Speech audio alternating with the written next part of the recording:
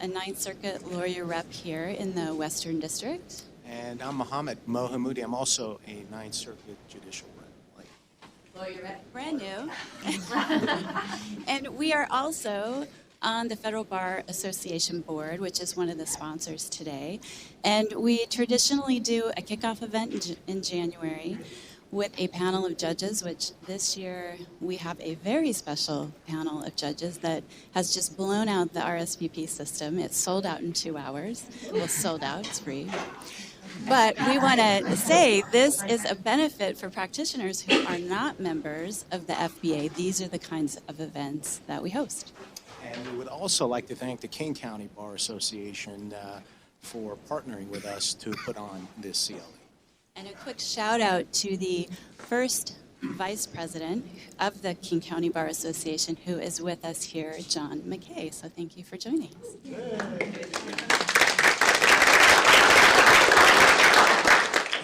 Then I would like to remind everyone, you on the 18th floor in the overflow room and everyone here, you're invited immediately following the CLE today at 5 p.m. Chief Judge Martinez is going to do a champagne toast to all of our senior judges in the courthouse lobby, so please join us for that. And if you can, make sure you sign in to get your CLE credits and fill out those evaluation forms. They're very helpful to us in organizing and putting on future events. And without further ado, let's get started. Chief Judge Martinez.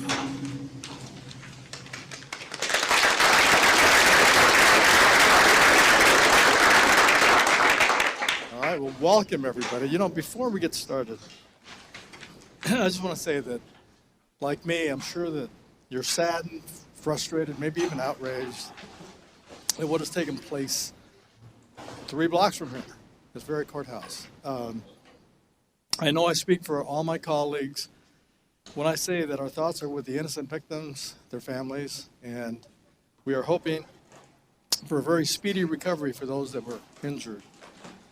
This is exactly the time when institutions like courts, like law enforcement, like community leaders, like lawyers like you need to step up, step forward, do whatever is necessary to keep these events from happening. It is up to every single one of us to do whatever we can to make this city, our city, a safe and vibrant place for everyone who lives here, works here, or comes to visit. That's all I wanted to say about that, all right?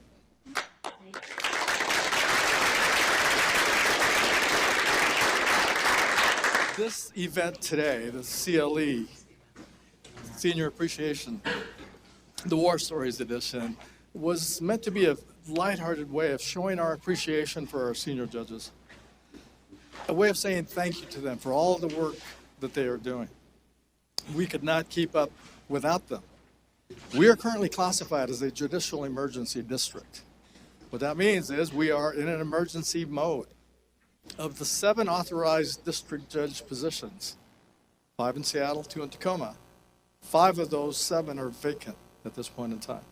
Judge Jones and I are the only 2 remaining active judges. 3 of those positions have been vacant for almost 4 years now. And we have no nominees pending as I speak.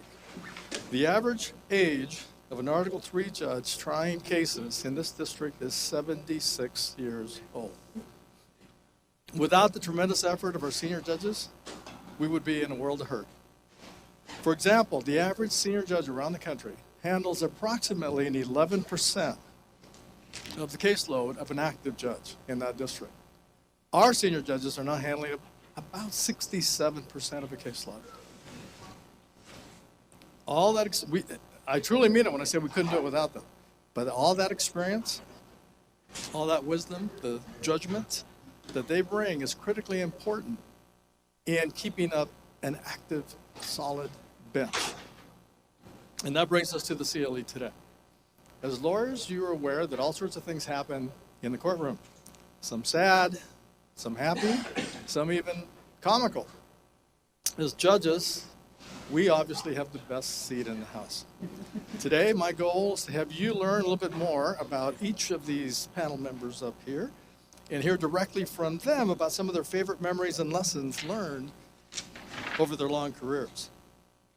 I've got to say, I want to say thank you, first of all, to the Federal Bar Association, and especially former FBA President Cynthia Jones, who you just introduced this CLE just a few minutes ago. It was her idea, and it led to one of the most incredible responses in terms of participants showing up to hear from our senior judges. You know, the most senior judge that we have is not even here today, Judge Walter McGovern. This May, just a few months from now, he will have completed 50 years as a federal judge in this particular district. That's not even counting the time he spent in state courts, right? Just 50 years as a federal judge. And just coincidentally, Judge McGovern was the very first federal judge that I tried a case in front of. It was 1987, 1988, one of those years.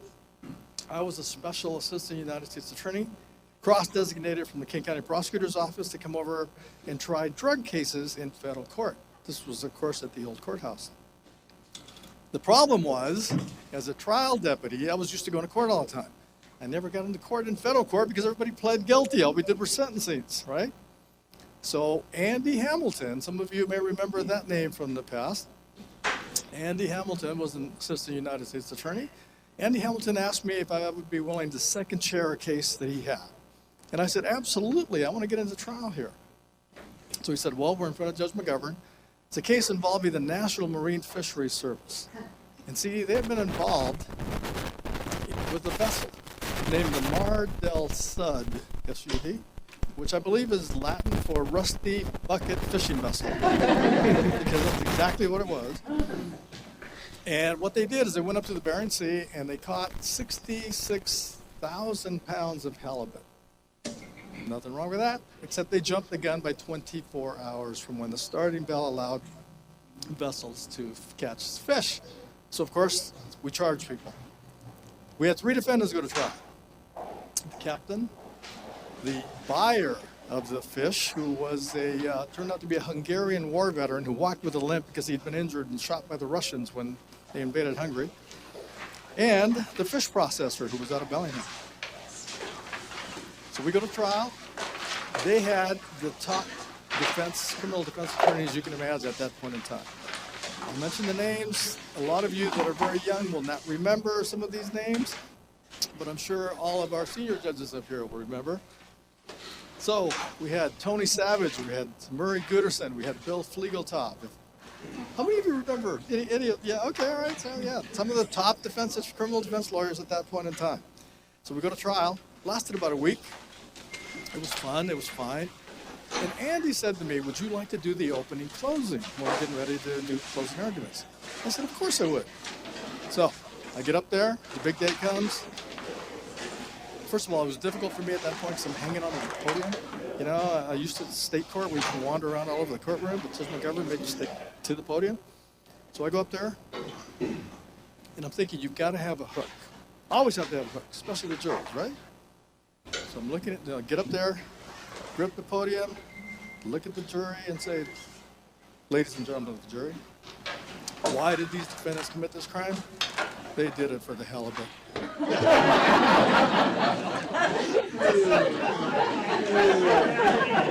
When else do you get to use that? Never, ever would you ever have that opportunity to do so. Judge McGovern, out of the corner of my eye, I'm watching him. He pulled his glasses down. He looked up at me. All right. 10 years later, I become a magistrate judge. We have our very first traditional dinner where we're all just, getting to know each other.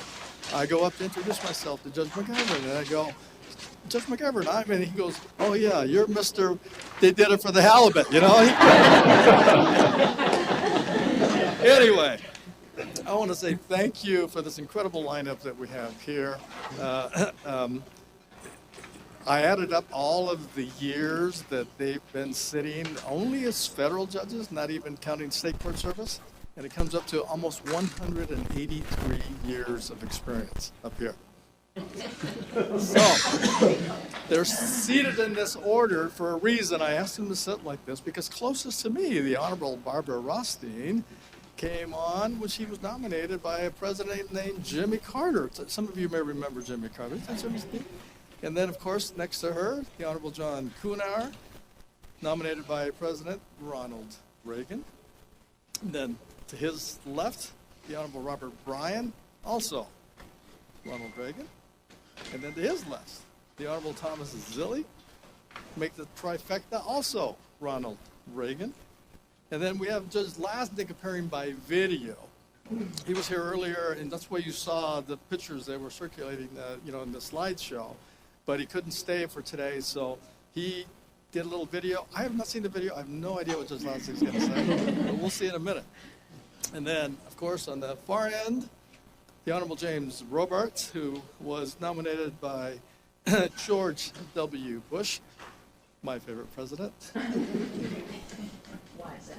Wow, I was nominated by Honorable George W. Bush as well. So, anyway, so here's what I intend to do, just so that you all know what we're doing. Okay, we're going to basically ask 3 questions of each of the judges for them to answer, and I think you'll like the questions that we're going to ask them. But first of all, Tony, roll the video for Lasnik. I once wrote an article for the Federal Bar News about senior judges and how you get to what's called the Rule of 80 to turn senior. And I took a phrase from Love Story in the 1970s and converted it to being a senior judge means never having to say you're sorry. But I am sorry that I can't be with you all today, and especially that I can't be with my wonderful colleagues, and Judge Kuhnauer too, to participate in this great federal bar event that Cynthia Jones set up to honor the senior judges. I have been wearing the black for 30 years, 9 as a state court judge, 21 now as a federal judge, since I was appointed in 1998 to take the position vacated by the incomparable Carolyn Dimmick. And I have had so many interesting cases. It is truly a blessing to be a federal judge and have the support of the wonderful staff in the clerk's office, in probation and pretrial, the wonderful law clerks, my fabulous judicial assistant and courtroom deputy. And every day is a new horizon and a new challenge. But I've had some great cases. The first case where a certain prominent criminal defense attorney who goes by 3 names was suing Avvo to say that his rating was too low and consumers were being defrauded by the ratings given out by Avvo. And I was able to find that despite that lawyer's super high opinion of himself and a couple of others who might have felt they were rated too low, that the First Amendment allowed for ratings of judges and lawyers just like it allows for ratings of every other person who provides a service to the public. That was a fun case. Then there's the other cases that are dramatic and difficult, my Hells Angels trial. But the one case I wanted to talk about today is one that got no publicity whatsoever and started with a individual who I was sentencing for felon in possession of a firearm. And the issue was whether his prior state murder conviction, where an accomplice had shot and killed a person that the defendant and the accomplice had robbed, was a crime of violence. Now, I really don't like it when the law does stupid things, and the United States Supreme Court, in deciding that we're going to look at what crime is a crime of violence, we're not going to look at the actual facts, but we're going to use a modified categorical approach, which asks whether there's any hypothetical way a certain crime could be committed that was not violent. I think that's a ridiculous ruling. And yet, the public defenders were having a certain amount of success making those arguments, not necessarily with murder, but with other kinds of crimes, such as robbery. And when this case came up for sentencing, I said, this is the just sentence, 5 years. If the murder is a crime of violence, it's below the guideline range. If it's not a crime of violence, it's above the guideline range. But either way, this is the right sentence for this person who did this act with this criminal history. Well, the Ninth Circuit said, you're wrong, Judge Lasnik. This is not a crime of violence, and you have to resentence the defendant despite your attempt to paper it all up ahead of time. Well, I was not happy, and I just said, I am not going to do this resentencing. I totally disagree with this ruling. I totally agree with what it's based on, and I'm just going to pout. So I instructed my staff to give the case away to someone else. Well, I think my staff sometimes knows what's better for me than I do. They didn't give it away. They kept it on for resentencing. I saw it only a couple of days beforehand, and while I grumbled and acted like the fussy old man I can be at times, I went ahead and read it to prepare for the resentencing. This individual had been sent to one of the toughest prisons in the Bureau of Prisons, and everyone there had to join a gang to survive. And he joined one of the gangs. And he kept his nose as clean as it could be under the circumstances and below the radar until the gang came to him and said, the Bureau of Prisons is transferring in a certain captain to this institution who we don't like. You work in the metal shop. We need you to make a weapon so that we can kill this Bureau of Prison captain. And this defendant thought about what he said. He thought about what Judge Lasnik had said to him at sentencing and how he should not give up on himself and how he was capable of so much more than he had done with his life, despite the fact that both his parents were drug users in prison. He was sent with a foster parents who had a serious mental illness. The person had virtually no chance. But he thought about that, what Judge Lasnik had said he could do, and he decided he would not do this. And he signaled to the guards that he had important information.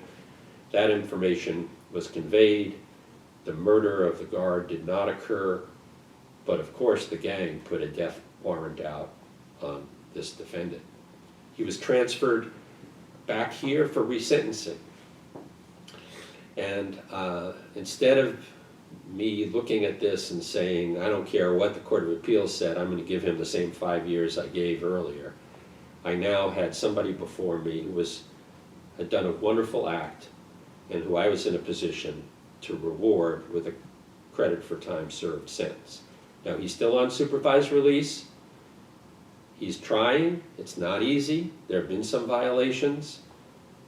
He and his attorney, Mo Hamoudi, and I are meeting on kind of a regular basis to see how things are going.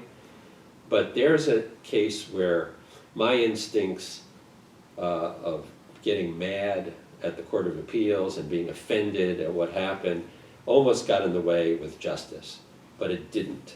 And that's one of the great things about this job is we are trying to do the right thing every day. And when we wipe away some of the ego and some of the personal investment and you're really looking at how you can touch people's lives, there's no better job. So thank you very much for honoring all of us today. And I will be hosting a glass to toast my fellow judges and the bar for caring so much about us later today. Thank you and goodbye.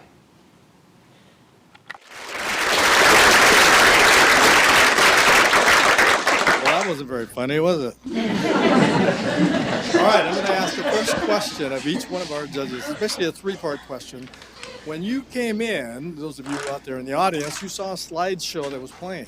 The judges were asked to submit 1 or 2 or 3 photographs, and we did. So I guess the first question for all of you is, any comment on the photo you selected and why? Tell us a little bit about how much time you've been on the bench, including state court time, and then just a real brief history of what your practice was prior to coming onto the bench. So, Judge Ross. Who can remember? Okay, I'll try to remember all that you said. I should be talking about. And you did say we're supposed to be funny, and that was very serious. And of course, I echo a lot of what Judge Lasnik said about it being a wonderful job, and that it's an honor to have spent almost a good part of my life doing it. Okay, the picture. You all saw that picture. Did you recognize me? I mean, I must have been 12. No, I wasn't 12 because I was at Harvard Law School. And if I looked happy, we had just won the Ames Moot Court competition. I was the first woman to do so. At the time, it was Justice Tom Clark, who was the head of our panel. And I remember distinctly he said to me, "Young lady, you belong in a courtroom. Don't let them put you in an office somewhere." And I thought, why did he say that? Of course I belong in a courtroom. I couldn't understand why he said that to me until I started job hunting. And I found that there weren't too many firms in Boston that were interested in letting me go into a courtroom. So that's the history of that picture. I had not seen it in person in years. The person who brought it to my attention was Judge Lasnik. He sent it to me, and my law clerks in D.C. decided that this would be a fun picture to send in here. So that's about the picture. What's supposed to be next? My history? Length of time on the bench. I don't even want to say that. In about a month or so, I will be celebrating 40 years on the federal bench. Not quite as much as some people around here, but 40 years. It's a long time, but I must say it flew. It was, as I say, a wonderful, wonderful way to spend a lifetime career, and I'm happy to have done it. I think I've made a contribution. I'd like to think I've made a contribution and decided some important cases. Before I was on the federal bench, I spent a couple of years on the state bench. And before that, I was in the Attorney General's Consumer Protection and Antitrust Division, the state of Washington. Never got into federal court. Had no idea what I was getting into by becoming a federal judge. And before that, I did practice law in Boston. And in fact, I did get into courtrooms and do litigation. Is that enough for that? Thank you. Yes. Judge Kuhnauer. Well, first of all, I look at this audience and say to myself, why are you all here? It occurs to me that maybe you're all here to make sure that we're all still alive. Like Barbara, I'll always be a year younger than Barbara, forever. It reminds me of that every time I come here. I've been on the federal bench for 38 years. I practiced with a large law firm in Seattle that doesn't exist anymore, Bogle and Gates, and did only litigation, but all civil litigation. I had a couple of forays into the criminal arena, but mostly civil. And then teaching at the University of Washington Law School full-time for a period of time, and then one class called Advanced Trial Advocacy. And by the way, this spring will be my 50th year of teaching at the UW Law School. And I don't know. Is that the UW behind you there? Is that No, it was an elementary school mock trial, which was great fun. You'll notice the chair I'm seated on is about this wide. It was great fun. Anything else? No, thank you. Now, Judge Robert Bryant. Well, I've been a judge as of last month for 50 years, 17 years on the state court, and I retired from that job. I know I retired because they still send me a check not to work every month. Before I went on that state court, I practiced with my dad in Bremerton in a two-lawyer office. He was a great mentor, It was a true general practice. We tried lots of cases and did a big office practice as well, as lawyers used to do when there was not a lot of specialization in the small towns. I retired from that court in '84 and became a partner at Riddell Williams here in Seattle for a couple of years. And then I was appointed to the federal court to a seat in Tacoma, where I've been ever since. And so that's where I came from and got here. These pictures, I don't know if they're up there. It's behind you. Yeah, I spent the night in the Nevada State Prison when I was a new judge in a class on sentencing and corrections. And I spent the night in the hole, and it was a wonderful experience. I could talk a lot about that, but it taught me the lesson that cons are people too. And I think that's important for us to keep in mind. The other picture up there, gaffing a salmon, I, for years, as an avocation, was involved in the commercial salmon trolling industry off the Washington coast and then in Alaska. And I got too gimpy to spend time on the ocean, and I gave that up in 2070, I guess, when I was, no, that we haven't got that part. I gave it up about 2002. That was, 17 years ago. So you can, I was 70 years old then, you can figure out how old I am. Okay, I guess that's where I came from. All right. Judge Zille. Good afternoon, folks. I'm younger than he is, and I remind him of it every birthday we have because I'm not very much younger. But anyway, and I met him because I hired him as an expert witness in the brief time when he was off the bench, and I needed an expert witness on a legal malpractice case. That's how I really got to know this fella.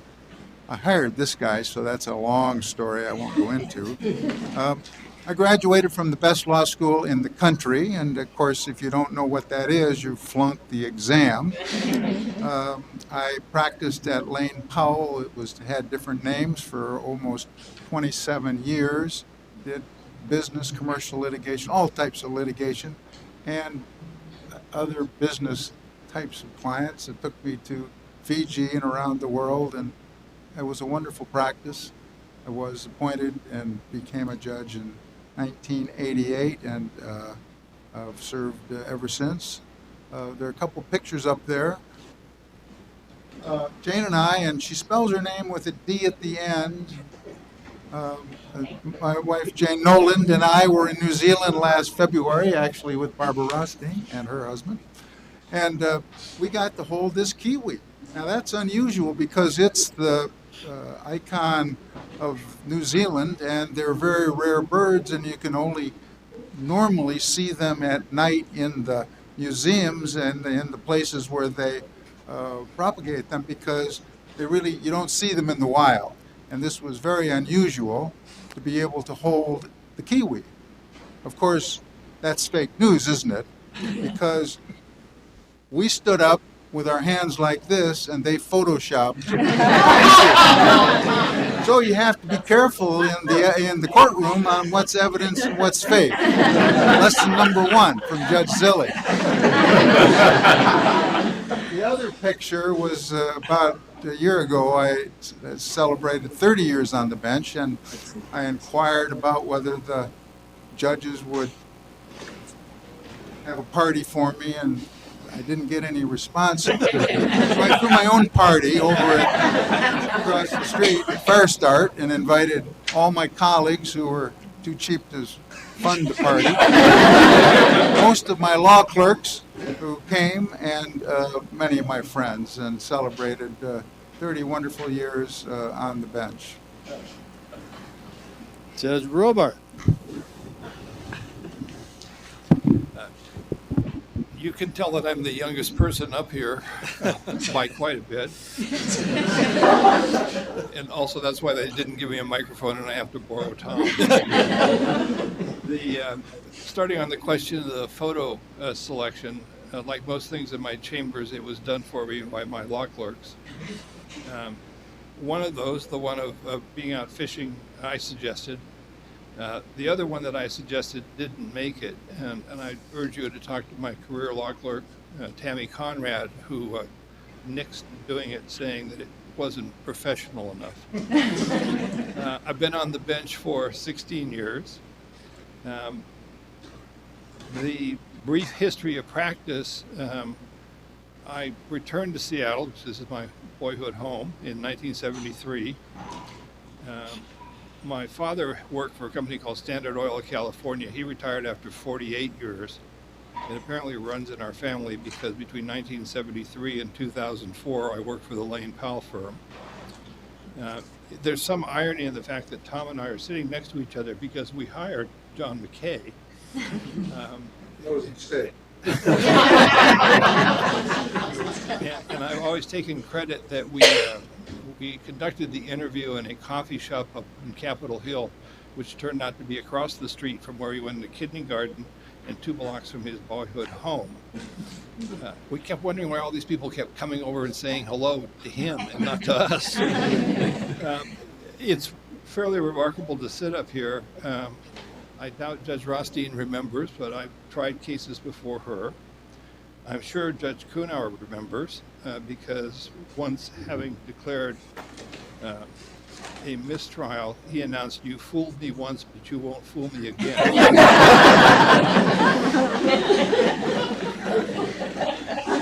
That was the letter of credit case.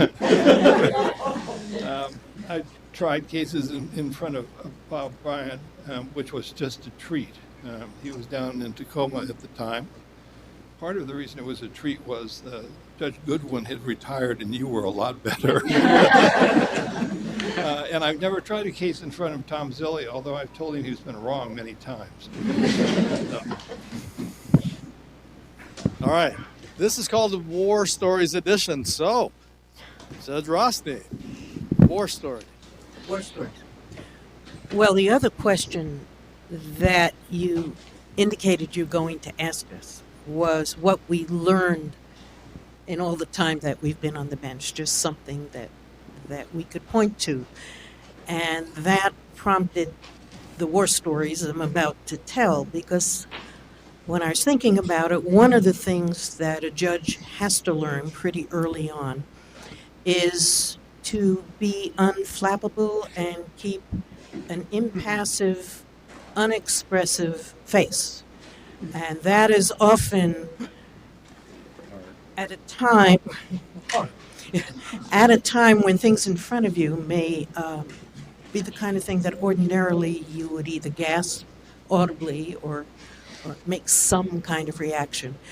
And when I was thinking of that, I thought of 3 incidents that best exemplify occasions in which I had to do that. One of those was the flag burning case, which I had.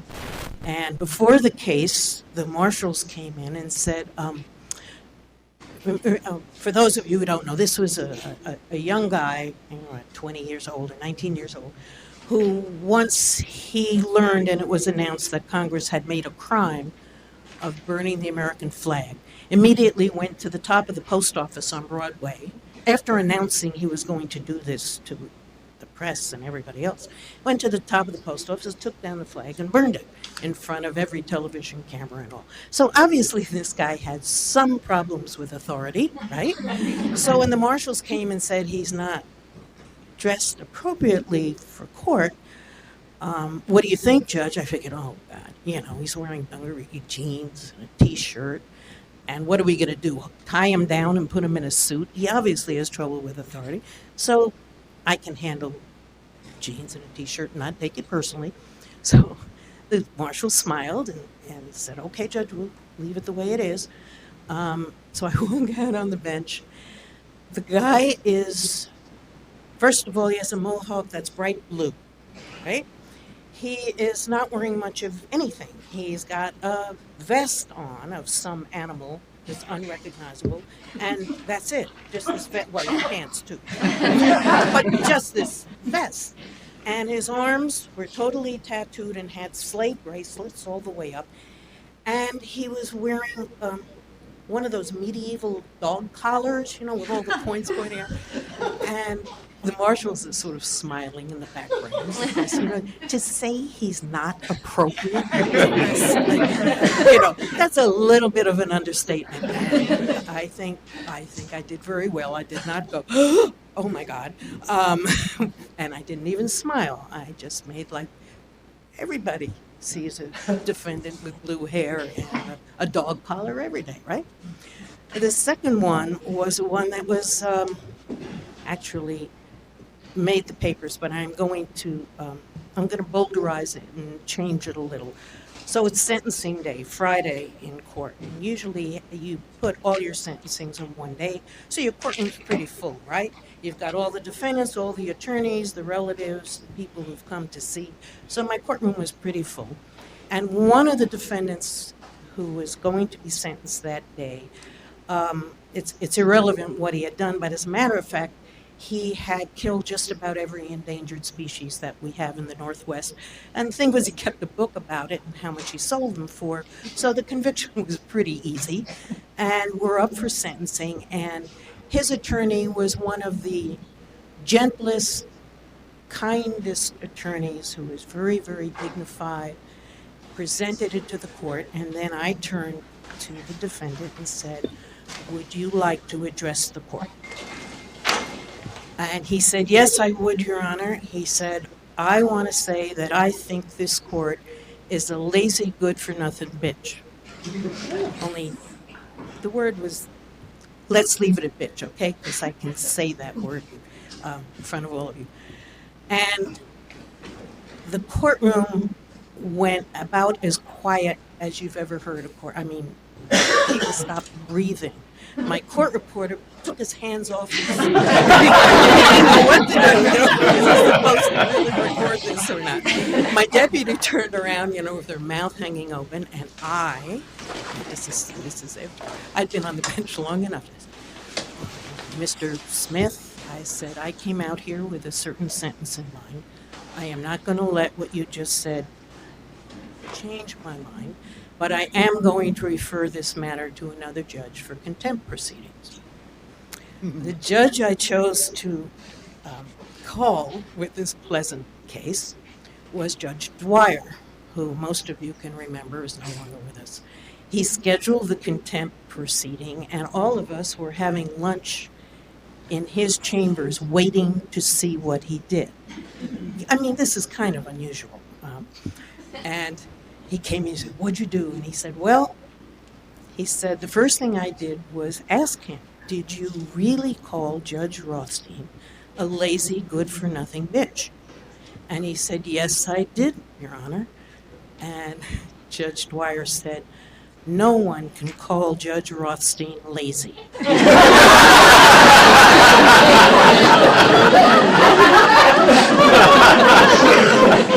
I didn't believe he really had done it, and he sent me the transcript. He really did. The third incident, that was sort of the epitome of needing to keep one's cool.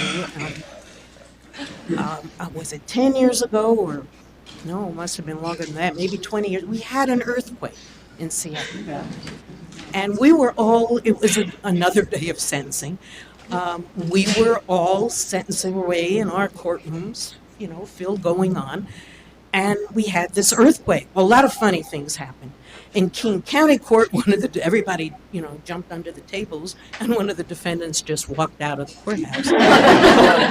In my courtroom, they all got under the tables, so there was the U.S. attorneys and the defendants all huddled together. It was kind of fun. But the marshals insisted that we leave the courthouse because they couldn't tell whether the building had been permanently damaged in a way that would make it unsafe for us to be in.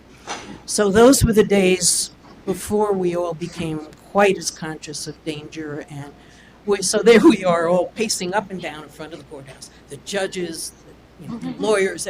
I mean, nowadays, of course, nobody would do that. They'd put us somewhere else. But there we were, marching up and down. And the attorney for my defendant had flown up from California. The defendant himself had very little money. And the attorney came to me and said, Judge, said, I've come up here. We're all together for the sentencing. He's not going to be able to afford to pay me to fly up here again. Is there any way we can do the sentencing? This is on a sidewalk, right? And I said, well, let's think about this.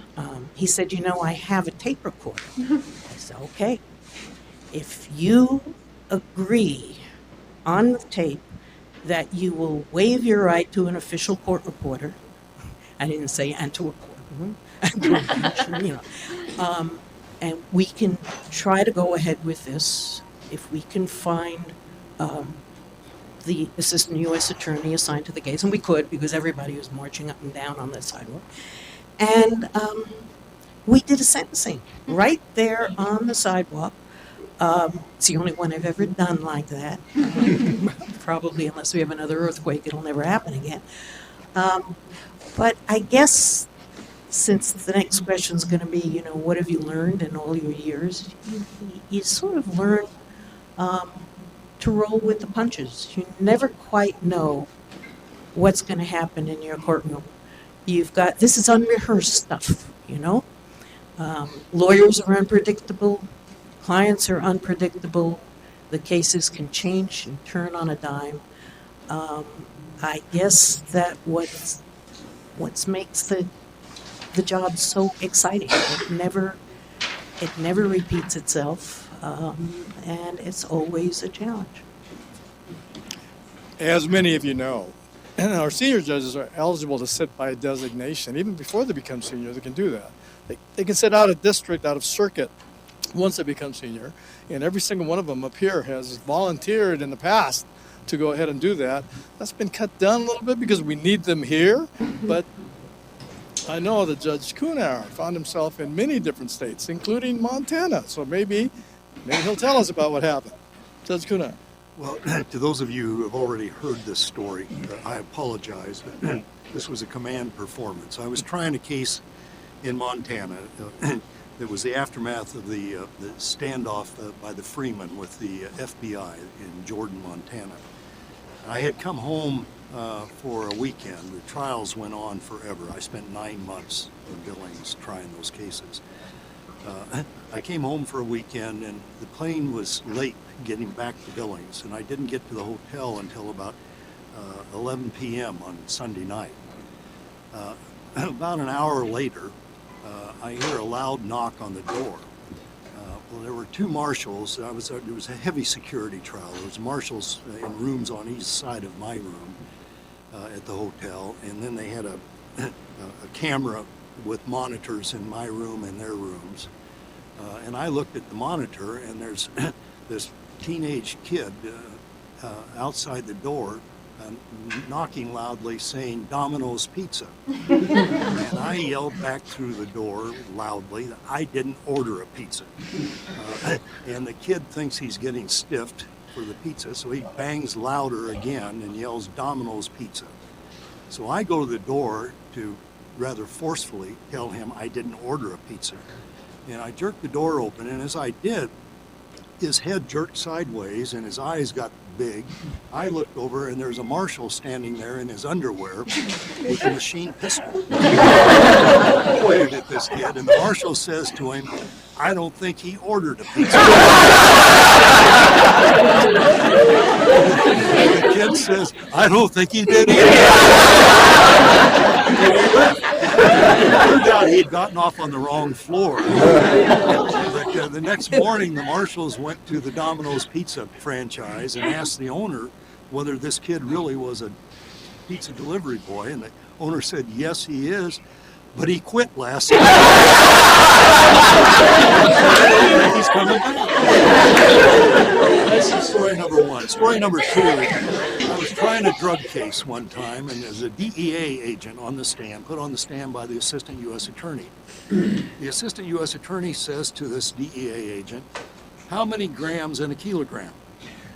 And the DEA agent says, well, let's see, there's 2.2 pounds in a kilogram. There's 16 ounces. There's 22 grams in an ounce. There's 1,017 grams in a kilogram. And I'm looking at him, are you serious? And the jury's looking at him like, is this a joke? Poor guy had no idea what he'd done. And one last story. I was sentencing a guy one time, and Tony Savage was waiting to have his client sentenced. But the guy I sentenced was walking out the door with the marshals, and I was making a note of what I'd done. And he said in a voice that I didn't hear, I'll say this, you're one hard-hearted son of a bitch. And I looked up and I said, what'd he say? And Savage, as only Savage could do, kind of stood up in his lumbering way, and he says, Your Honor, I think the defendant took issue with the severity of the sentence.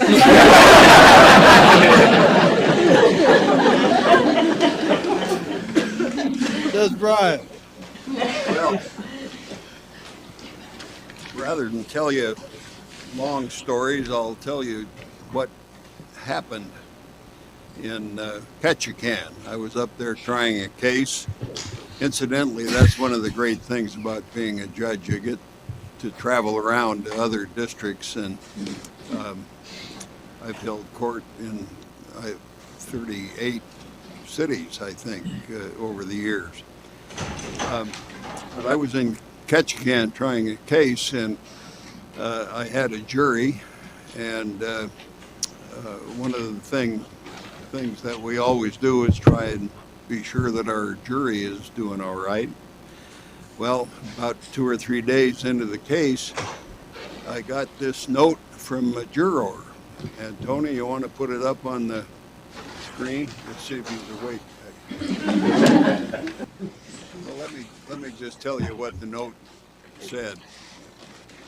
Can I please move to the empty chair in the back row that is not being used? I think that one of the men beside me has athlete's foot, and I don't think I can make it much longer with the smell of rotten meat without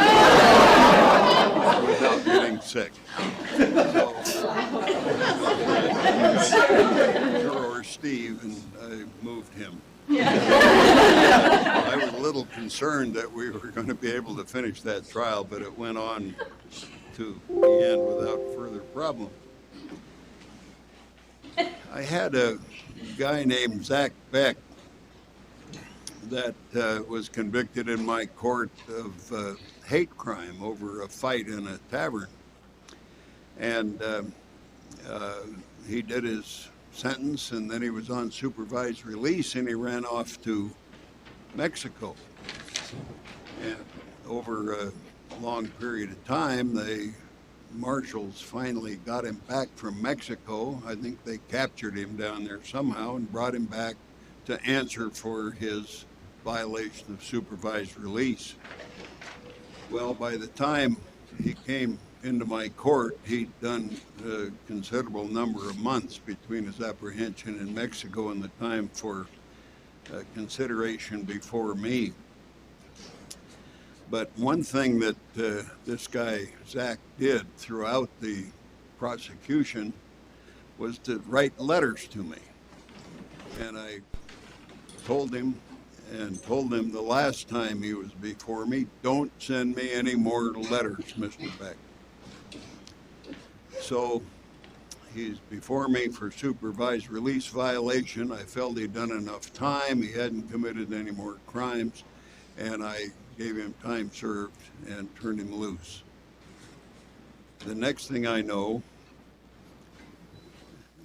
I got a nice postcard from him. It says, It's not a letter. Smiley face, Zach Beck. Mailed from Mexico. I think he's doing all right. That's enough for now. Judge Zilli. Well, I had tried a lot of cases in state court and some in federal court before I became a judge, but I think in all the years as a judge, I've really learned to appreciate the jury system and how wise the jury is. You know, at the end of jury cases, we routinely meet with the jurors and ask them how we did, how the lawyers did. We don't really get into the deliberations, but and frequently I'll tell the jurors, you did a terrific job. Or, what took you so long in a criminal case where they convict, but, it took more than a couple hours. There are a couple of trials, and over the years, now we're talking 31 years, I think there have been 4 cases where I've said, jury, I don't tell the jury this, but I say, the jury didn't get it right, we got to fix it. So I want to tell you a couple stories about that. I've had the pleasure of sitting in the Southern District of New York, as well as almost all the districts in the Ninth Circuit, but I was back trying a case in New York in the Southern District. It was a seaman case. I see a lot of lawyers that do maritime work here. And the fellow was a able-bodied seaman. He worked for Horizon. He was on a ship in Hawaii when he was injured, and the company admitted liability. The only thing we're talking about is damages. Well, it took a while for the case to be tried because they've had such a backlog in New York, so by the time I got back there to try it, this guy had been out there in California for about 3 years waiting for trial. And his theory, he had an injury in his arm, everybody could see it, it was repaired. The question was whether he was permanently disabled, whether he could ever go back to work as a seaman. And this case took a week, and basically it was all expert testimony. He is totally disabled. He can never work again at any job. The other side saying, Judge, we've got all these videos. He's been riding up and down in California on his bike. He's been going to the gym. They had about 3 hours worth of videos that they'd showed of this guy doing all sorts of stuff. And so that was the deal. And he had specials that clearly needed to be paid, a couple $100,000. But the main issue was, can he work again? And it was tried by a father-son. The plaintiffs were a father-son team. They were just delightful lawyers. Really enjoyed having them in my court. We tried it for a week. The jury comes back at 5 o'clock on Friday and awards this guy $7.5 million. And I fell off my chair, almost. I decided on Monday I wasn't going to wait for the motion for a new trial. And I called the lawyers and I said, lawyers, this verdict is never going to stand. I'm sorry. I've been doing this for 20 years at the time. It's outrageous. This is, and the 2 lawyers representing the plaintiff said, well, Judge, what'd you think? What do you have in mind, Judge? And I said, well, my threshold of pain, I can't imagine that I would not grant a new trial unless you agreed to not more than $1 million. Okay, Judge, we'll think about that. We'll get right back to you. We'll talk. 2 days later, they call back and they say, Judge, we've reached a settlement. I said, that's great. What did you settle for? $1,250,000. And I said, well, wait a minute. Didn't I tell you that it was just $1 million? Oh, Judge, the $250,000 is for him to promise not to reapply to go to work as soon as the verdict is entered. So they had paid this guy, he was going to go back to work as a seaman somewhere, and they had decided they would be best if he didn't reapply where he was. working before. The second case I want to tell you about was a case involving three brothers. They were of East Indian descent, and they were working in a fuel. They had a little business, and they were delivering fuel from up at Arcos Station, Cherry Point, down to Seattle at a time when the trains weren't running, and they had and they sued because they were discriminated against up there in a outrageous way. I mean, they would have to go to the end of the line regardless of when they got there in their trucks to pick up the oil. If there was one of the supervisors up there would require them to clean up some gas that had spilled and use your rag on top of your head to do it. And it was outrageous type of conduct. And there were two things about that case that I'll always remember. These folks, and this trial took place a year after 9/11. So one of the things I was concerned about is how is a jury going to react to these East Indian folks, and are we going to get a fair jury? And so on the opening day of trial, when we're getting an opening statement from the plaintiff's lawyers, now these folks had since been forced out of business here and went over to the Okanagan area and started a business over there. And the lawyer got up and gave his opening statement, and then he said, there are a number of people that are here to support these folks who have moved to Okanagan. I'm thinking, Okanagan, boy, that's going to be a tough venue for these folks. The entire courtroom stood up. They had traveled over to watch this trial in support of these three plaintiffs. The last thing about the trial that I'll never forget, after the plaintiff's testimony, the main plaintiff's testimony, the plaintiff's lawyer said, I only have one other question to ask you. Are you a United States citizen? I was wondering the same thing, but I couldn't ask. Yes, sir. When did you become a United States citizen?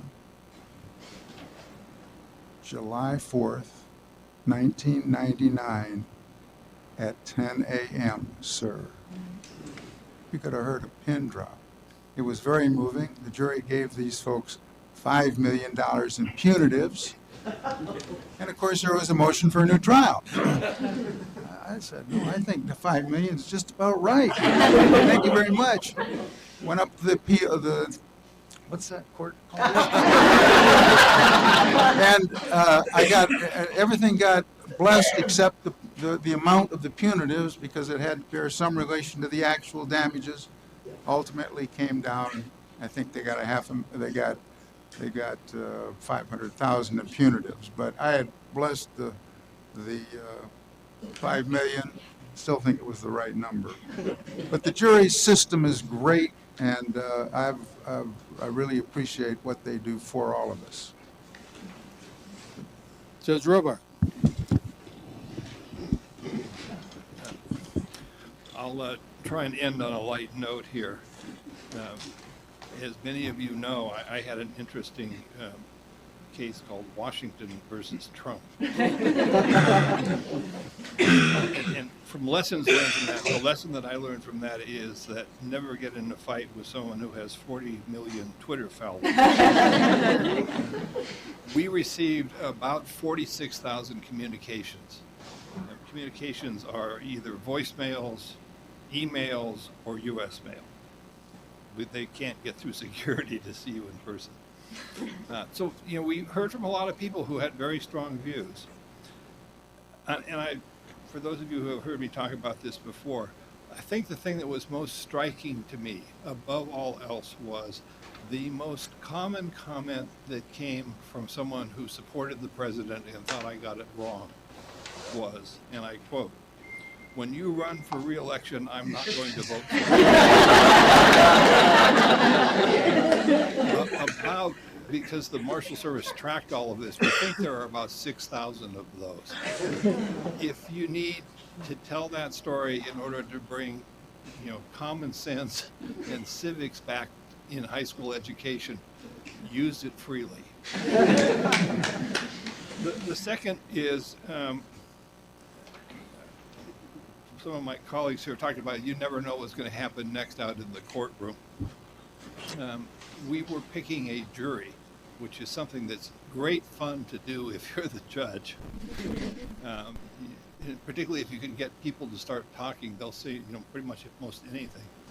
So one of the questions early on, in fact, question 3 in the bench book is, you ask the jurors, do you think you know any of the parties, any of the lawyers, any of the witnesses, anything that would say you know something about, the people who are involved in the case? Nothing. We get to the very end, and there's about, I think we had 45 or 50 potential jury members there. The last question you're supposed to ask is, now you've listened to the answers that everyone's given, and has something sprung into your mind, oh, I should have disclosed this earlier, or it's important that they know this about me.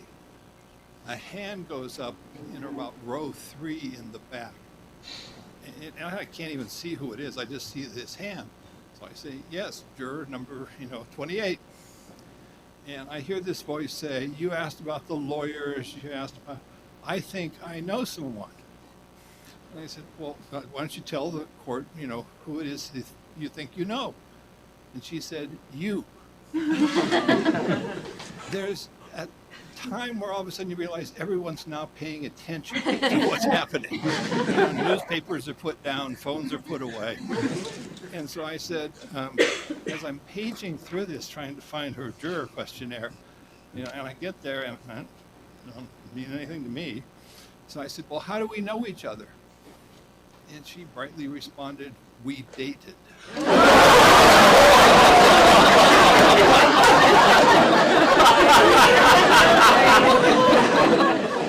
Fairness. She had changed her name because she'd gotten married. My wife and I had been married for, I think, 37 years at that point. And she didn't look at all the same. But, if you ever want entertainment, just come to court. Well,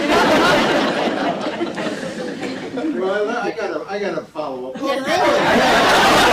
I was picking a jury one day, and I asked the same question, and this hand goes up in the back, and the guy stands up, and I don't recognize him. I said, well, who do you know? Do you know the lawyers? I know you, Judge. I said, oh, well, okay, how do you know me? Well, 5 months ago, you sentenced my wife to jail. You did a really good job, Judge. I want to tell a story on Robart. When he was in private practice, I was a settlement judge on a securities fraud case where he was representing the defendant. And A peripheral defendant. well, yeah, right. A very well healed peripheral. So I said, well, all right, let me caucus with the defendants. And I said to Jim, I said, I did a lot of securities fraud work when I was in private practice. I've seen a lot of bad documents. I've just never seen so many gathered together in one place. He settled, sort of. It's amazing sometimes the kinds of cases that we get to handle. From the very straightforward, fairly simple, to extremely complex.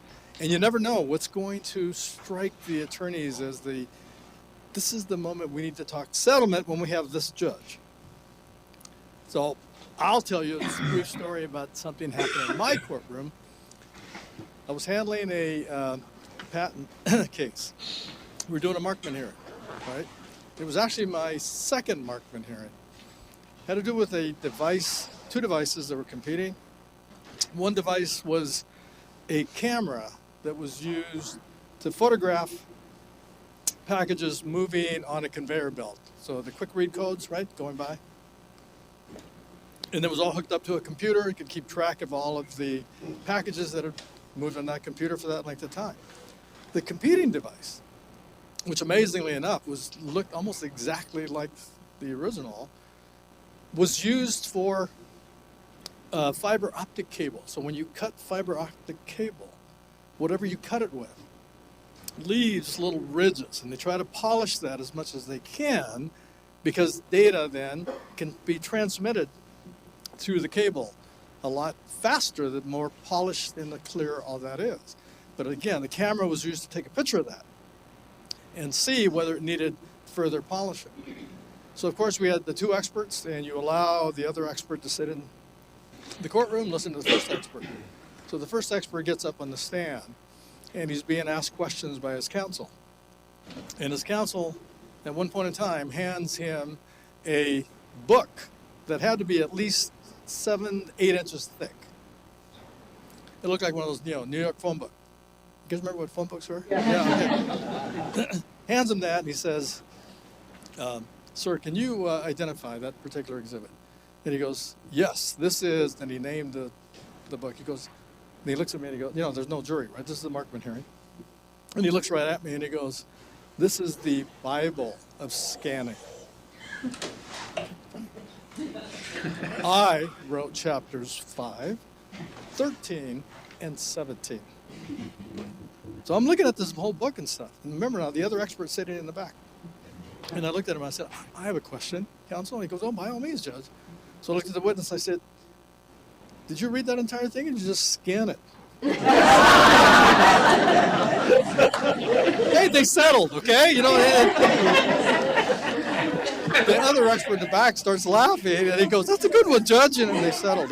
Hey, you never know what's going to happen. All right. So, 184 years of judicial experience on the federal court alone, counting state court, 2 centuries worth of experience up here and being in courtrooms.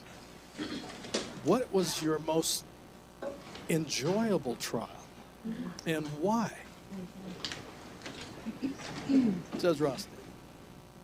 Can you start with someone else and let me think Sure. about this? No, absolutely. Enjoyable trial.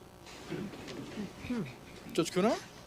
I tried one not too long ago involving spillage of oil off of a vessel, and a very good criminal defense lawyer was representing the defendant, and the government put on a computer forensic computer analyst who looked like he was about 17 years old, and didn't ask any real probing questions about the witness's background and experience, which I thought was puzzling. The defense lawyer on cross-examination, sensing that this might be a vulnerability, asked this guy, "What training experience have you had in forensic computer analysis?" And the guy says, "Well, I spent 2 years with the Coast Guard and on-the-job training as an intern." And the defense lawyer says, "Well, were you a paid intern?" And he said, "No, I wasn't." "So you worked for free for the Coast Guard for 2 years?" "Yes." And then he asked one question too many. The question was, "Well, how did you support yourself during that period of time?" And the witness said, "Well, I was receiving a stipend from the Wounded Warriors Project because of wounds I suffered when I served in Iraq." Yes, oh boy. And I remember looking at the defense lawyer, and he was he's hanging his head down, and he looked up and he said, "Your Honor, would this be a good time for a lunch break?" Judge Zille? Yeah, I've got 2 cases that were fun, and some fun things happened. This is the war story part. And there's a moral to the story at the end, so I'll give you the moral at the end. The first is another Admiralty case. That this woman had signed up to go on a cruise to South America for about a 90-day cruise with her husband. And about a month into the cruise, somewhere down in Brazil, the ship was coming into port. She was going into dinner, and she trips and falls, and then started having seizures, was taken off the ship, went to the hospital, had to be flown home, And so she's bringing a claim against the Holland America, saying, you know, I had this business, I was working and earning a living. My husband's a retired pilot. I only had one drink that day. I hardly ever drink. I've got this long, so they had a multi-million-dollar claim, and her theory was that there was something on the floor or at the entrance entering into the dining room that would have caused her to fall, and that all these symptoms, she'd never fallen before, and all these symptoms were attributable to the fall. And of course, the defense lawyers had taken her deposition, and they learned one interesting thing was that she had a son, adult son. And well, they wanted to know, well, where was the son now? Well, tragically, they'd lost contact with the son. Didn't know where he was, didn't know how to get a hold of him. And so that's about all the lawyers got out there. So this is maybe the lawyers need to dig a little deeper, but that's what they knew 10 days before trial. They've got serious injuries now to this woman. Why did she fall? What do we know? Well, 10 days before trial, the defense lawyers got very, very lucky because the missing son called them. And I'm just going to read just 2 or 3 paragraphs of his testimony, because what happened is we had a trial. The parents came in and said this is what happened. All this was caused by the fall. The fall was because something was on the floor. Here's what the son says in sworn testimony after his parents have testified. My mother's fall was caused because she's an alcoholic, has been intoxicated every day for the last 20 years. She fell both before and after the accident on numerous occasions. She drinks to excess on a daily basis. I assisted my father in purchasing several gallons of vodka, which we put into bladders, put them in the suitcases, and they took them aboard. After the accident, my father called me and said that she just had another fall, just like before. She was drunk, and that's what caused it. But we're going to sue him anyway. Well, you can imagine that was a defense verdict. Second was a criminal case. One of my favorite defendants, Violet Marsh. Violet lived here in Seattle and was taking money from investors to invest in real estate, but what she was really doing was investing in airplanes and cars and art. Lots of valuable art. And her son assisted her. You'll notice that both these stories involve sons. The son assisted her in carrying out the fraud on the investors. She went into bankruptcy and declared that she had no assets. And a trustee, a woman who used to work for the prosecutor at the U.S. Attorney's Office, Susan Lloyds, was the trustee, and she started scratching. And ultimately, Susan persuaded the U.S. Attorney's Office to bring criminal charges. So the mother and the son were charged with bankruptcy fraud and all the like. 2 things happened during that trial that were quite amazing. The mother and the son are seated right next to each other as defendants for the first 2 days of the trial. On the 3rd day, the son gets religion and pleads and comes over and testifies against his mother. What he had to say was damning. Well, she had, after she filed the bankruptcy with no assets, she had 2 Mercedes cars here. We had to get rid of them. So we took them down to Arizona. I drove them down to Arizona. She had an airplane she had to sell after she had said, under oath, no assets. So the prosecutors went and found the guy who bought the airplane. The son says he lived in an apartment here in town, right in the same floor with his mother living in the next apartment. She was a very controlling mother. She required that the son, who was married at the time, not lock the doors, and she, the mother, had on several occasions come in at times when you wouldn't normally expect visitors. The former wife even testified that's one of the reasons she got divorced, was because she had this domineering mother. So the son's testimony was very important to the government. During the trial, the government had acquired about 10 pieces of art, which she said she didn't have any assets, and this art was all in the $10,000, $20,000.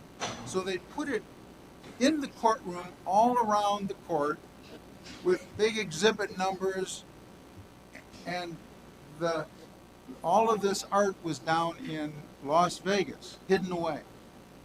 So the prosecutor got the witness who had actually gone down to Las Vegas and seen all this art come up and testify.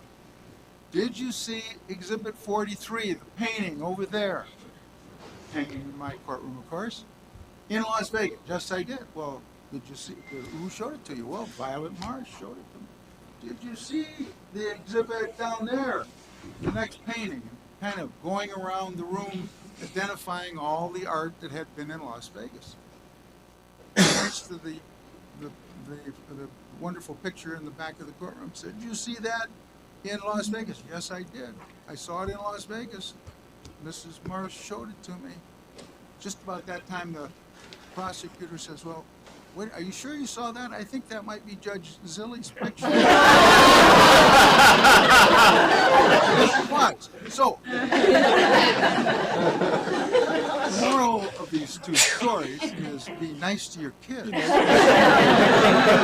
Ultimately, if you live long enough, they're going to pick out your nursing home. Judge Rothstein.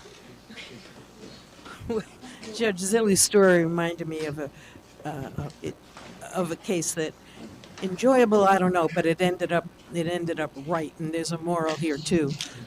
This was a case that involved a man who was quite wealthy enough to take a year cruise. So he became a permanent member of the cruise. Other people came and went, but he and his wife and daughter were in the penthouse on this vessel that was going around the world. In the course of it, sort of months into the cruise, they had a celebration on board, a big dinner. And he was walking into the dinner, and the doors were automatic, open, close, open, close. As he was walking through, the doors closed, and they hit him on the head. He did not lose consciousness. He was fine, apparently, the testimony the rest of the evening, and the next day they took him to a doctor on shore, and everything was fine. But he then testified afterward that he was having seizures, he was having headaches, he couldn't work anymore, he couldn't do any of the things that he always had done. He liked sports, he liked to jog, he couldn't do any of this because his balance was thrown off and he could hardly walk. And when he came and testified, he could barely crawl his way onto the witness stand. His wife testified for 2 days about the change in their lives and in their marriage that had taken place. She was really a star witness. The jury, I will say that deep down inside, a lot of things in his story didn't make sense to me, and I don't know how I would have come up, but the jury came in and gave him $3 million in damages. Well, you know, sometimes you agree with him, sometimes you don't. About 4 or 5 days later, the defendant brings a motion. Apparently, this man had a secretary with whom he worked very, very closely. She was more than a secretary. She was almost, not a partner, but somebody who he relied on for advice, and they were very close, and they'd been working together for years. Well, he made a big mistake. After he got this verdict, he fired her. And whereas the defendant had asked for copies of all emails that were relevant, and he swore that he had given all the emails over. Well, guess what? She kept a separate little file of the emails between her and him because, you guessed it, they were having a torrid affair. And these emails, I mean, talk about using which cases were enjoyable. I mean, you don't get to read this stuff all the time. You left, and, you know, after you left, I lay there thinking. Anyway, it was great. It was great. Okay. So the defendants were moved for a new trial on the grounds. So I said, well, before we do this, I've seen the emails, but I need to hear what her testimony will be. Well, she came in and testified. They had gone together to his cabin in the woods, and the roof needed repairs, and he brought the ladder over and climbed up the ladder to get the snow off the roof so he could repair it. This guy who could hardly make it to the witness stand. You know? So she went on. His wife never showed up, ever again. She did not testify either for or against anything. The case settled, needless to say. I granted the motion for a new trial, and they disappeared. But, yes, some of these things, there's a moral there, which is, you know, this is supposed to be a smart businessman. You don't fire, you don't do that. But, yeah, that's right. Not right away. Wait a while. Just Brian. Well, you asked about happy events, and it sticks in my mind that about the happiest thing that a judge does is not done by federal judges, and that is preside over adoptions. And in the years I was a state judge, that was always the high point of the work week when we had adoptions. Did that balance out all the divorces you handled?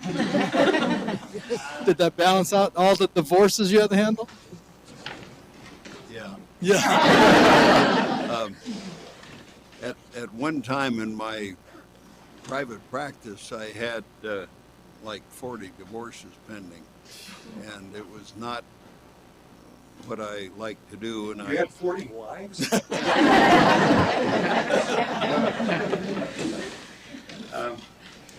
I want to tell you something else about it. We've all been reversed by the Ninth Circuit. I've, as a state judge, been reversed by some other. He lies a lot. I recently had another reversal from another court. I had to re-sentence a guy who has a wide following online. And it's still, I guess, a pending case, so I shouldn't say much about the details of it. But after the resentencing, I got an ex parte order in the Universal Supreme Court of the Chilcotin Indians. And the International Court ordered that the defendant be released, that he's exonerated of all charges and his case dismissed, and also he may appeal to that court for further monetary relief and compensation for his injuries. This is the most interesting reversal I've ever had. And I'm not quite sure what to do about it, but I expect that the defendant may be appealing to the Chilcotin court for monetary relief and compensation, and I expect the judgment will be against Judge Bryan. But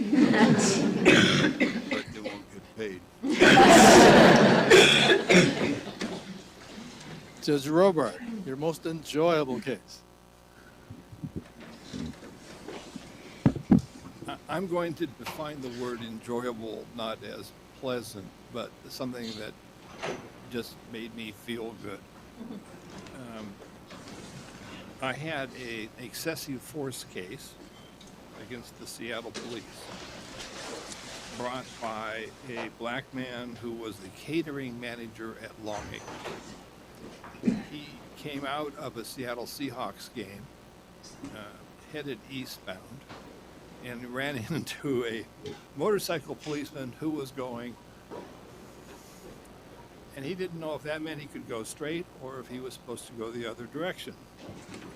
And so he stopped, and the police officer didn't take kindly to that, walked up to the car, hit him through the window with his long flashlight. The two things that you need to know is, one, Lem Howell was the plaintiff's lawyer. Many of you won't know or remember Lem Howell. He was a champion of excessive force cases when there were just no other lawyers taking them. And secondly, you need to know that the motorcycle police officer wore exclusively knee-high leather boots. And I happen to know that two of the panelists here today had gotten tickets from him.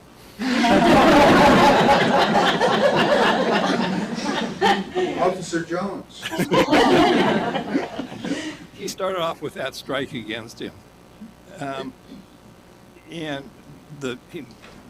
it was not an outrageous verdict. It was a very fair verdict. And you just felt good about being part of a system that rewarded someone who hadn't done anything wrong and had been abused by someone who was exercising authority that he didn't have. But the thing I remember more than anything else about that case was for his closing argument, Lem Howell repeated from memory the poem Invictus, from memory, which has absolutely nothing to do with any fact.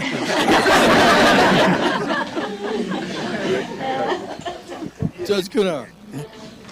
My favorite case was two kids from Canada who were underage and were drinking in a bar in Vancouver, and an old man who was a three-time loser and was a counterfeiter was buying them drinks and got them drunk using counterfeit currency and persuaded them that it was made a lot of sense to come down to Seattle and go to Longacres and play the horses using this counterfeit money. And he would split the winnings with them, and if they lost, there was no loss because it was counterfeit. Some alert agent or ticket agent spotted the counterfeit, and the old guy and one of the kids was arrested. The other kid saw the arrests, and he got in his car and drove back to Canada and was not extradited, so he wasn't seen again. We went to trial. The kid waived a jury. The old man was being tried to a jury, but we tried them simultaneously, with the jury being told that I would make the determination as to the kid. On the second day of the trial, I looked at the kid, and it seemed to me he was suicidal. And so I called counsel back into chambers, and I said and both lawyers were there, and the assistant U.S. attorney, and I said to the kid's lawyer, I'm worried about your client. He looks like he might hurt himself. And the lawyer said, well, I agree, Your Honor. In fact, my wife and I have him living with us during the trial because of that concern, so we can keep an eye on him. But he said the reason is that the kid was raised by his maternal grandfather. The father was out of the picture. And on the morning of the trial, the kid had been out on bail and had not told his grandfather what had happened in Seattle and that he'd been charged. But on the day of the trial, he was getting up and going to Seattle and finally told his grandfather what had happened. The grandfather was a retired RCMP sergeant. And on the first recess of the morning of the trial, they got a phone call saying that grandfather had dropped dead of a heart attack. And I looked at the assistant U.S. attorney and I said, you know, first of all, this kid's 17 years old. The world needs his conviction like it needs more mosquitoes. Do you really need to go ahead with this? He's going to have to live with this the rest of his life. And the AOSA said, Your Honor, we offered to let him walk if he would just testify against the old guy. But the old guy threatened to kill him if he did. I looked at the old guy's lawyer like expecting him to say that's just not true. Instead, he just looked at the ceiling. And so we went back out, finished the trial. The jury convicted the old guy, as they should have, and I acquitted the kid. I get emotional telling this story. About 15 years later, I'm down in Tacoma giving a speech to the bar. And my wife is seated out in the audience. And she's seated next to the defense lawyer. And he starts to tell the story. And my wife says, oh, I've heard that story 100 times. And he said, well, you haven't heard the epilogue. And she said, oh, really? What's that? He said, well, that kid went back to Vancouver, went to college, went to law school. He's now a judge on Vancouver Island. Wow. That's my favorite story.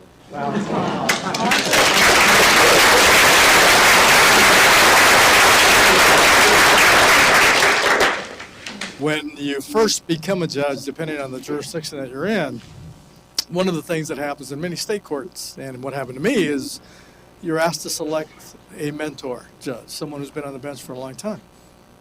I selected someone named Lloyd Bever, and I'm sure that many of you remember that judge. Just to me, the epitome of what a judge should be like, and the way he handled things in the courtroom, you know, the kind manner that he always had, no matter what was happening. And he gave me some really good advice. He said, make sure that whatever glass you're drinking out of is clear so that everybody in the courtroom can see that it's water that you're drinking. And then so I'm looking at him, I'm like, okay, that makes sense. He goes, and for those really difficult, contentious trials, vodka looks just like water. Water?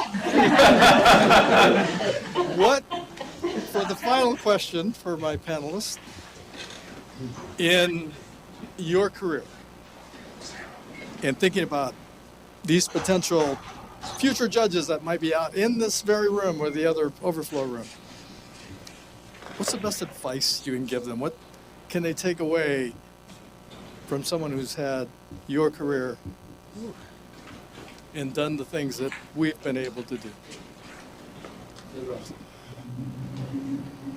Usually, you see, as a judge, what you can do is order somebody to say, that's an interesting question, brief it.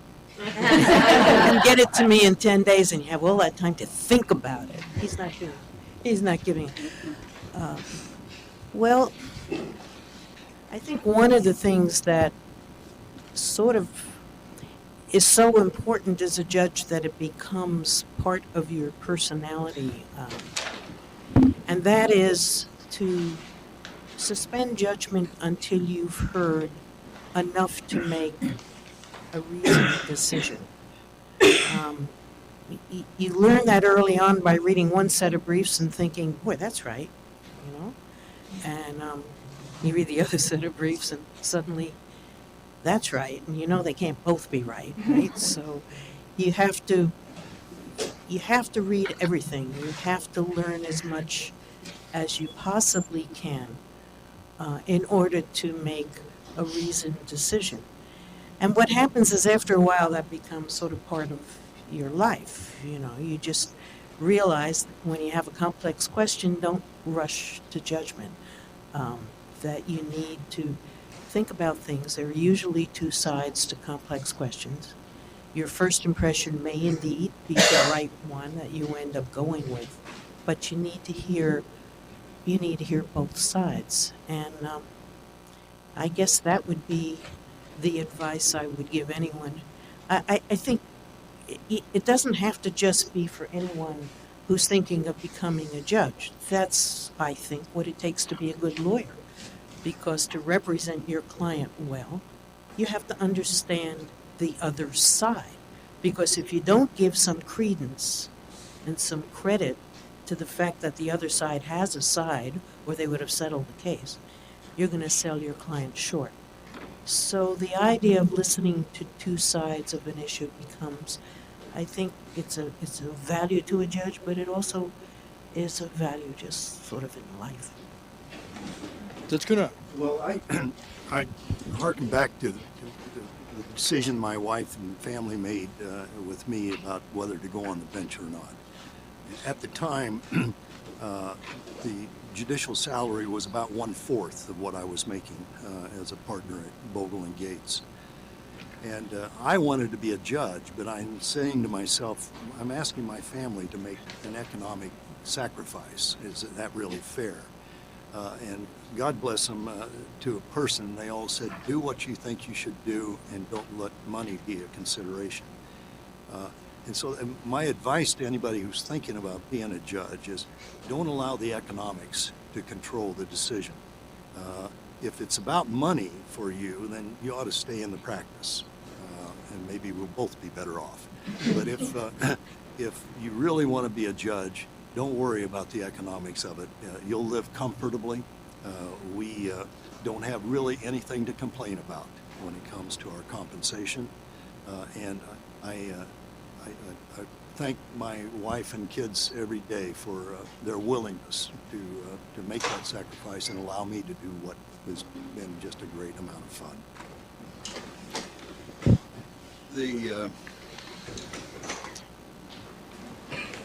The thing I'd like to pass on to people who are judges or would like to be judges is to keep in mind what it is that a judge does. All day, every day, our job is to do the right thing under the American system of justice. It's a great work. It gives you satisfaction if you are doing the best you can and recognize that you're giving it all you've got.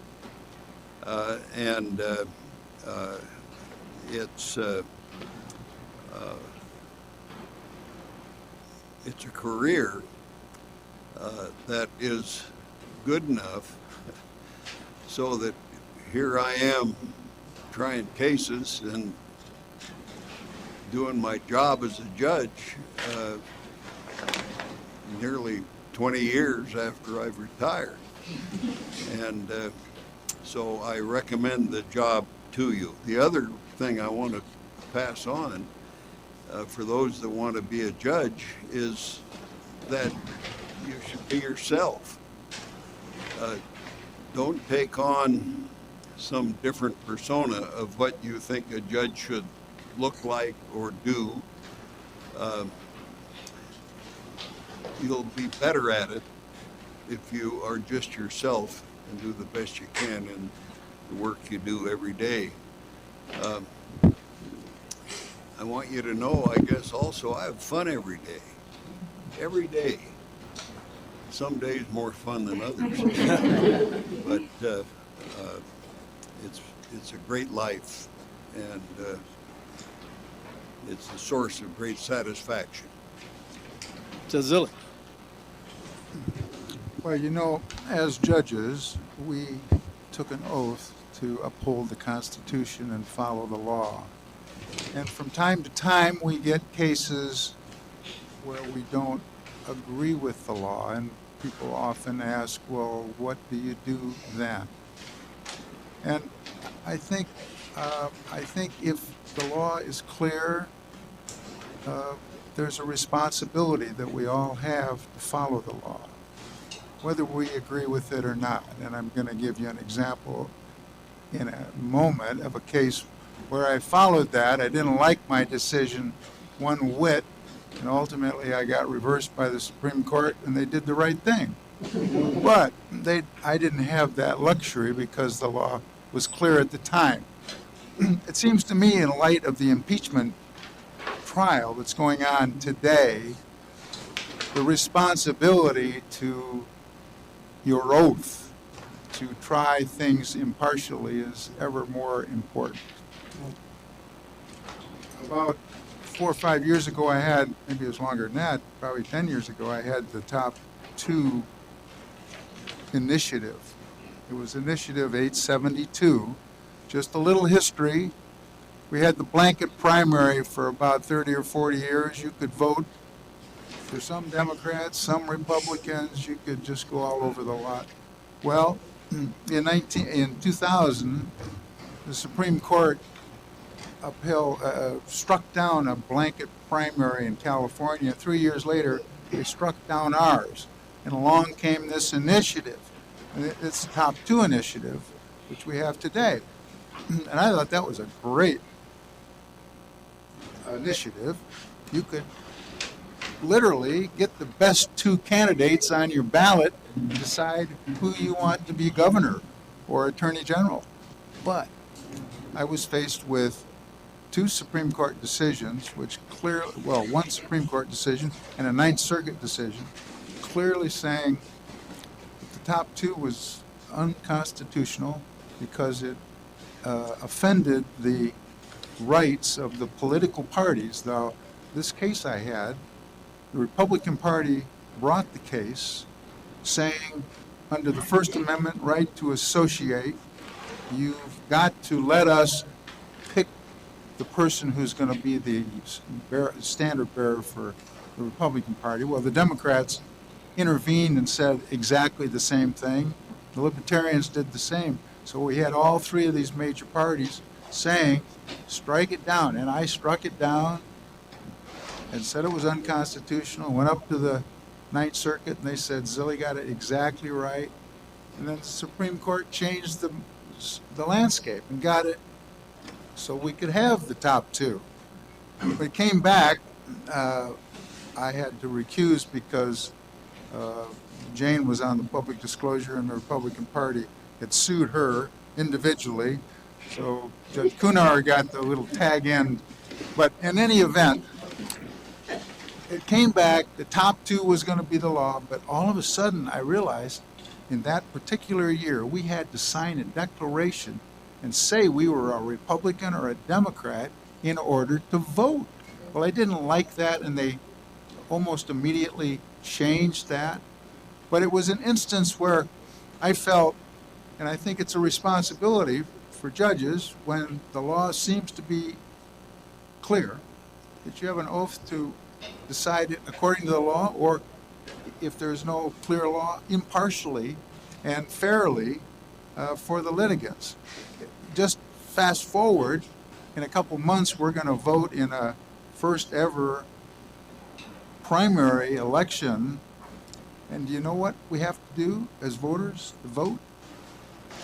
On the outside of the envelope, you are going to have to sign your party affiliation. Now, that may not be a problem for you, but that's a problem for judges, isn't it? But having said that, there are lots of cases that come along where the law is not settled, and you can decide what you think is appropriate and fair. And I've attempted to do that over the years, starting with the Mitchell-Root case, where I said that if you were going to be decapitated when you got hung, that was cruel and unusual. The Kamelmeyer case, where the superstar Army colonel was kicked out of the Army National Guard because she had violated the Don't Ask, Don't Tell. And I could go on with all sorts of other cases that have come along where you have to do what's right if there's an ability to do that. And that's one of the wonderful things about this kind of job. Judge Robart.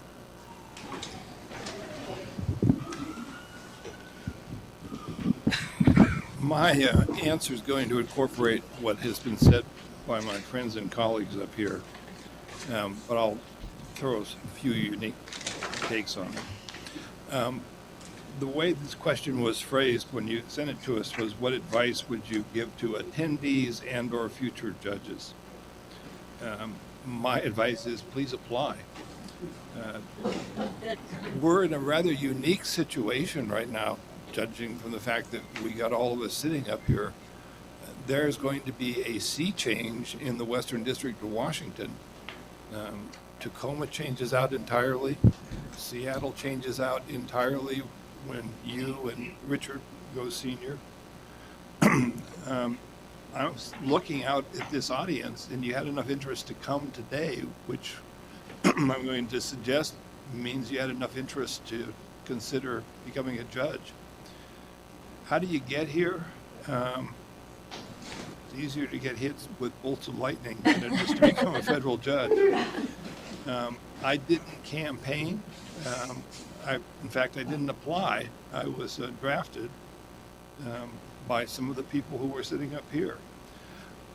I think what is important in terms of qualification is to learn your craft. You need to go try cases, and I know that's increasingly difficult. Some of the nominees that have been confirmed by the Senate have never tried cases, and I really despair over how we're going to do, because this is not a thing where you can learn by doing. You need to have some background in it. So the question I often get asked is, are you sorry you did it? Before I accepted the position, a really good friend of mine said, Jim, I don't understand. Why do you want to become the referee when you could be the star player? I think he was using Michael Jordan as his example. You're so much more than the referee for all the reasons that you just heard. I don't think, regardless of where you are or what you're doing, that you can have the sense of contribution to your community that you get when you wield judicial authority and you do it in the best interest of the community. So I'll close with two thoughts. One, the toughest part of this job for me is to remain humble. The reason to say that is, you all appear in front of us and all you ever say is, yes, Your Honor. And you laugh at all my jokes. And I go home, and that's the greatest reality that I face, is when I walk in the door and I say, all rise. It doesn't work very well. It is tragically true that there are a lot of arrogant judges, and I think we struggle with that. And one of the reasons why I love this job is that I sit with really great colleagues. Lastly, I'll just close on the thought that it's very easy to do the right thing when everybody's looking. What's hard is to do the right thing when you know no one's ever going to know what you did. And that's the question I think you ask yourself every day is, am I doing the right thing? Not to get on the newspaper, not to get publicity, not to make friends, but because it's the right thing to do. Thanks, Rick.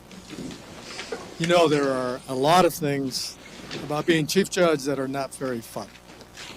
But on the flip side of that, the most enjoyable thing as a chief judge is hanging out with my pals up here, my colleagues. And you've just heard a little bit of what it's like when we get together. And we even haven't had any wine yet. So, this is just a little bit of what it's like when we get together and start talking about the experiences that we share. It's an incredible job. And every one of these people up here, every single one of them, has taught me to be a better judge because of something that I've taken from what they do. It's almost 5 o'clock straight up. I think they're pouring the champagne down below. So, why don't we all rise for the Western District of Washington and thank our judges.